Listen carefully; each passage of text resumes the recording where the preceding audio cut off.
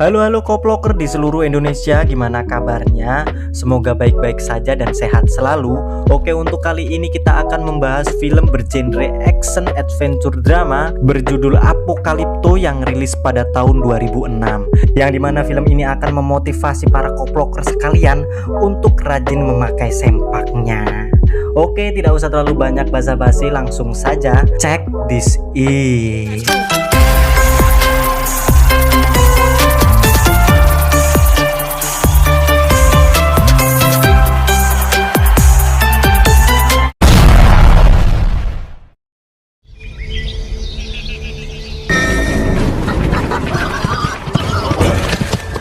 Di adegan pertama kita diperlihatkan sekelompok suku yang melakukan perburuan. Kelompok tersebut dipimpin oleh seorang kepala suku bernama Batu Langit. Ya, memang benar namanya Batu Langit.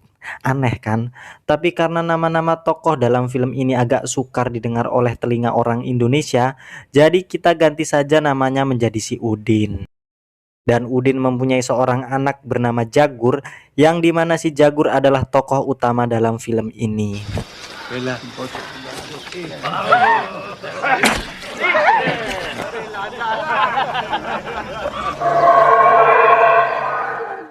Tapi tiba-tiba Jagur mendengar krusak-krusuk di balik rimbunnya hutan, dan si Jagur pun berkata, "Arek naon sia di ditu?"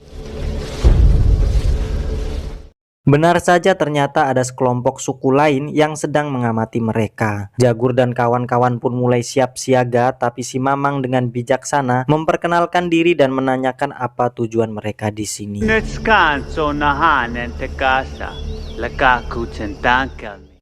Yang ternyata mereka hanya ingin numpang lewat untuk pindah domisili karena kampung mereka sudah porak-poranda oleh suku Maya. Mereka pun sempat bertukar hasil buruan dan Mang Udin mempersilahkan mereka lewat.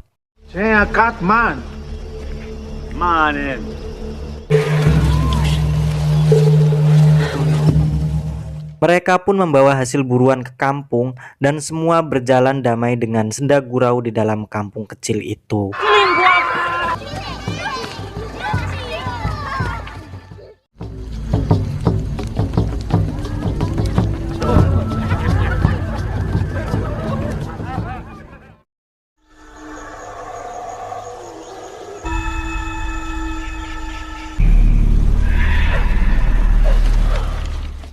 Tapi semua berubah saat pagi hari nan meruput, mereka diserang sekelompok suku yang tak lain adalah suku Maya. Dengan bengis mereka membunuh dan merusak kampung kecil tersebut.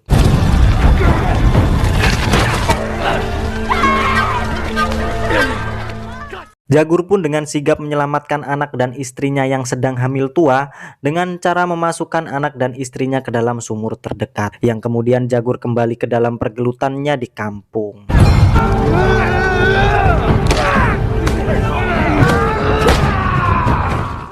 Melihat sang ayah hampir dibunuh oleh salah seorang suku Maya, sebut saja si Koplok, Jagur pun langsung menolong sang ayahanda.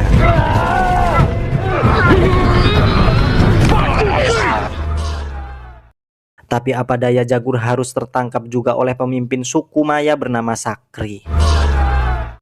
Si Koplok pun sangat emosi karena hampir saja kalah oleh Jagur dan berniat untuk menghabisi si Jagur. Tapi hal itu dicegah oleh Sakri karena mereka sudah berstatus tawanan kelompok.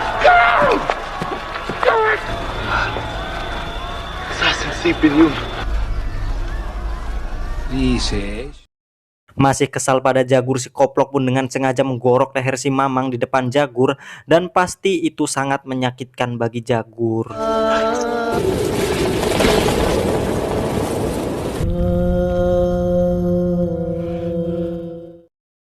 Entah apa tujuan mereka menangkap suku yang lain dan hanya menyisakan para anak-anak saja. Dengan kondisi terikat dan dikalungkan pada sepatang bambu, Jagur dan para tawanan lain pun dibawa meninggalkan jasad para penduduk yang pantatnya tidak memakai sempak merek Milisen.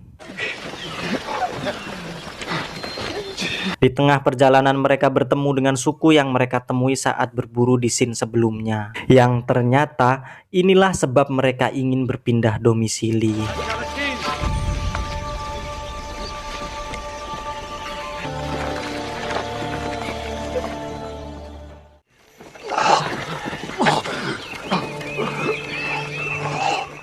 Dengan kondisi lelah dan luka-luka, mereka dipaksa melewati berbagai medan nan terjal yang menyebabkan salah seorang dari teman si Jagur sekarat. Dan dengan kejamnya si Koplok membuka ikatannya dan melempar teman Jagur ke dalam jurang.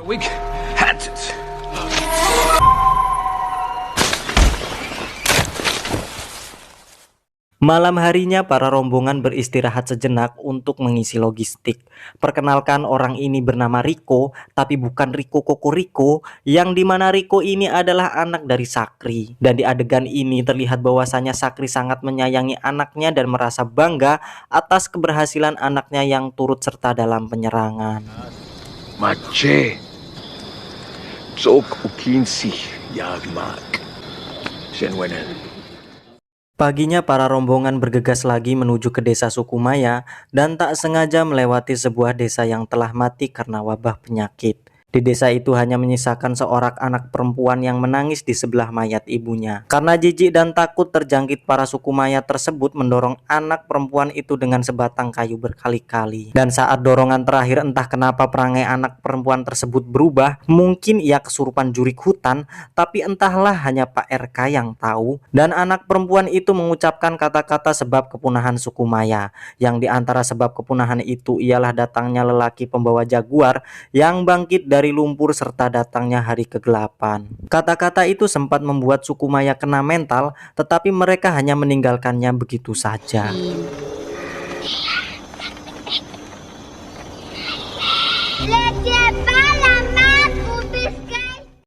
Akhirnya mereka sampai di desa peradaban suku Maya yang penuh dengan para pekerja paksa dan gersangnya lahan pertanian mereka.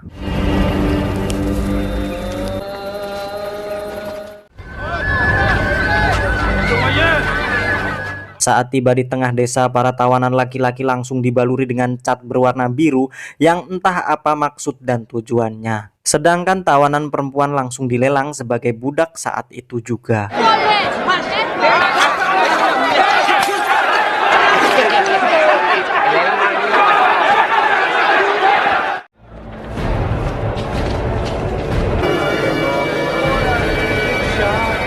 Yang ternyata cat berwarna biru tersebut ialah tanda bagi para tawanan yang akan dijadikan tumbal untuk menyenangkan leluhur suku Maya. Faktanya suku Maya sering melakukan hal tersebut untuk kemakmuran hasil pertanian mereka.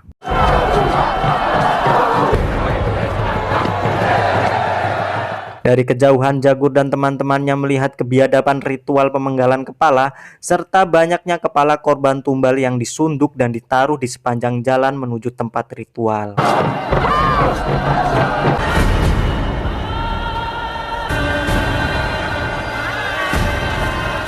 Datanglah waktu penumbalan rombongan si Jagur yang sangat sadis dan kejam, di mana tetua adat suku Maya menusuk dan merobek perut teman Jagur serta mengambil jantungnya yang kemudian dibakar di atas arang. Tak cukup sampai di situ, si Algojo langsung mengayunkan kapak batunya dan memenggal kepala teman si Jagur.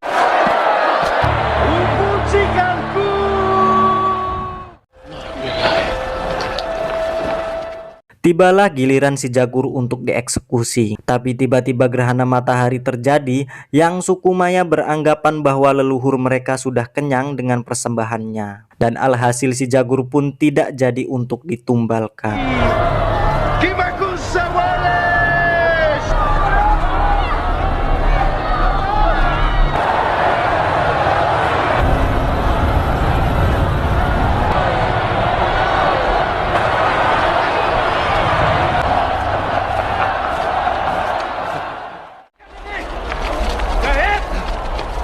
Mereka berempat lalu digiring ke sebuah lapangan tanah dekat ladang jagung yang ternyata mereka hanya dijadikan objek latihan berburu. Sakri pun menunjuk anaknya Riko untuk menjadi pengeksekusi di ujung lapangan. Diawali si Firman dan satu orang temannya yang disuruh berlari untuk meloloskan diri.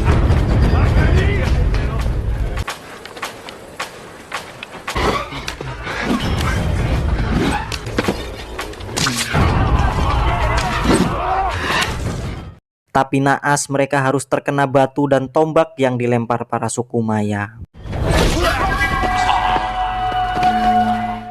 Dan kini giliran Jagur dan si rambut batok, di mana mereka meloloskan diri dengan cara yang lebih taktis dengan berlari secara zigzag.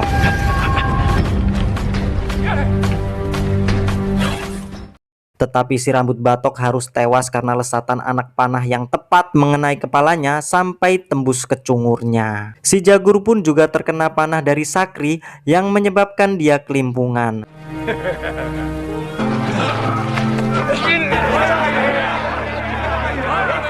Namun ketika akan dieksekusi bukannya Jagur yang mati, malah Riko yang harus meregang nyawa. Jujur saja saya sangat senang dan emosi saya tersalurkan ketika Jagur meng-KO si Riko, biar si Sakri tahu bagaimana rasanya ditinggal Paeh sama keluarganya.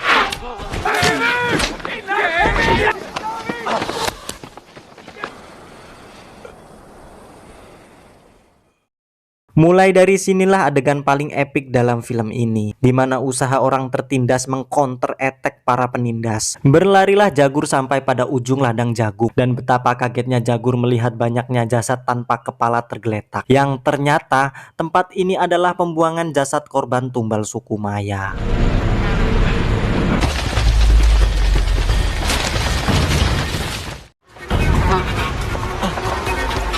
Terus berlari akhirnya Jagur menemukan hutan dan masuk ke dalamnya. Tapi karena tidak sanggup menahan rasa sakit akibat terkena panah, dia pun berinisiatif untuk naik ke atas pohon. Tapi apesnya, pohon tersebut merupakan sarang jaguar dan berlarilah Jagur untuk lepas dari kejaran jaguar sampai-sampai tak sadar dia mendekati kelompok si Sakri yang sedang memburunya. Sebaliknya kelompok Sakri juga tak mengetahui bahwa si Jagur membawa seekor jaguar di belakangnya. Yang alhasil jaguar tersebut malah menerkam salah satu anak buah Sakri tepat saat dia ingin menangkap si Jagur.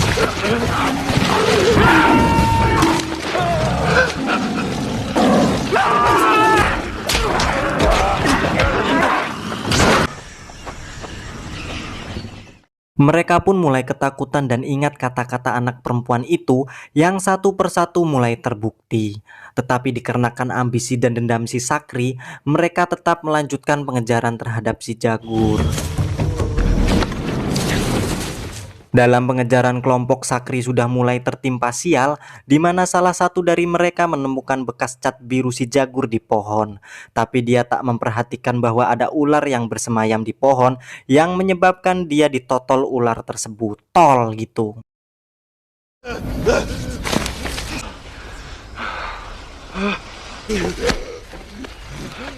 Tapi mereka tak menggubris temannya yang sekarat dan terus mengejar si Jagur sampai di tepian sungai, yang dimana ujung dari sungai tersebut adalah air terjun.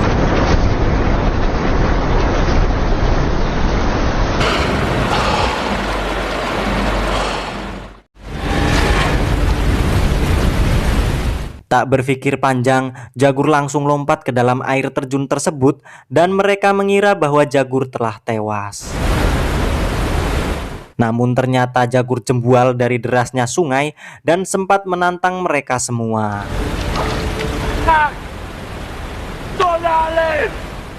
Salah seorang anak buah Sakri mengatakan untuk melanjutkan pengejaran melewati bukit, tapi malah Sakri menusuk dada anak buahnya sendiri hingga tewas. Dan Sakri juga menyuruh anak buahnya yang lain untuk lompat ke dalam air terjun. Yang alhasil, salah seorang dari anak buah Sakri tewas karena terbentur batu kali.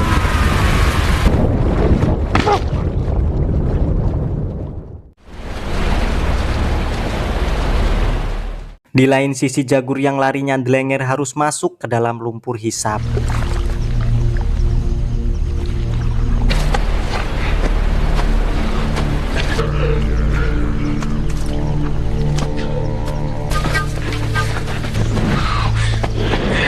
Sekuat tenaga akhirnya Jagur bisa mentas dari lumpur hisap tersebut, dan di sini juga mental Jagur terbentuk dan sadar akan keterampilannya di hutan. Dengan badan yang penuh lumpur, Jagur mengambil sarang tawon dan melemparkannya ke arah komplotan Sakri yang menyebabkan salah seorang anak buah Sakri kelimpungan dan hampir tewas dikeroyok tawon.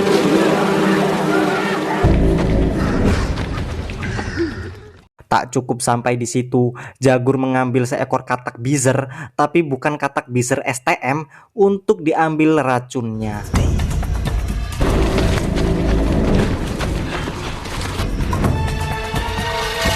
Yang kemudian Jagur mengambil daun lompong dan digulung untuk dijadikan tulup, bukan kulup. Ya, bukan kulup. Jagur pun menulup anak buah Sakri yang sudah kelimpungan.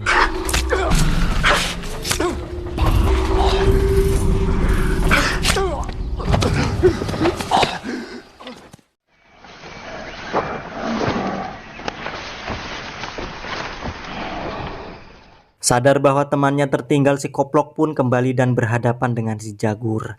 Dan ini dia adegan yang paling saya tunggu, di mana si Jagur dengan sigap menghindari serangan si Koplok dan memukul pelipis si Koplok dengan kapak batu. Dan finishingnya sangat-sangatlah memuaskan. Trot! Tiba-tiba hujan turun dan seketika Jagur teringat istrinya yang masih di dalam sumur, dan Jagur pun bergegas menuju desanya.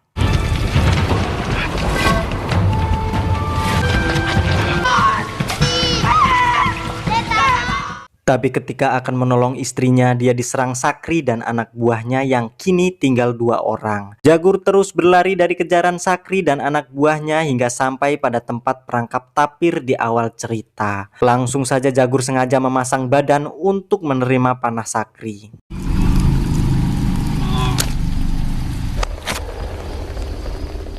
Dengan ambisi Sakri berlari ke arah Jagur untuk ngekill si Jagur, tapi tak sadar bahwa Jagur sudah menyiapkan perangkap untuknya.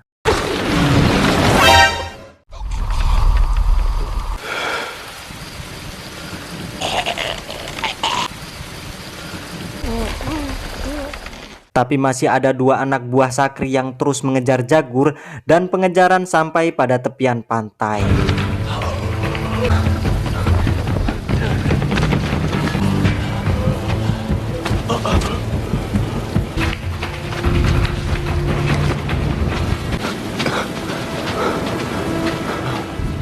Namun perhatian mereka tak lagi tertuju kepada si Jagur, melainkan ke arah pantai, yang ternyata di tepian laut berderet kapal-kapal orang Eropa. Mungkin itu kapal Napoleon Bonaparte, tapi entahlah, saya tak pandai dalam ilmu sejarah. Kesempatan itu pun dimanfaatkan oleh Jagur untuk menolong istrinya, dan betapa kagetnya Jagur, ternyata di dalam sumur tersebut sudah tak berisikan 2 orang lagi, melainkan sudah 3 orang. Yang ternyata istri Jagur sudah melahirkan anak keduanya di dalam sumur. Ya Allah, perjuangannya hebat sekali. Dan di akhir cerita, istri Jagur bertanya, siapa mereka? Apakah kita harus ikut mereka?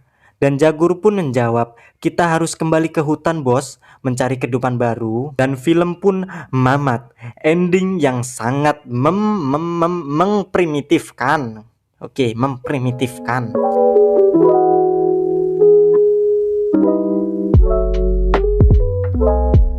Pesan yang kita bisa petik dalam film ini adalah jangan tinggalkan istrimu di sumur saat dia lagi hamil tua.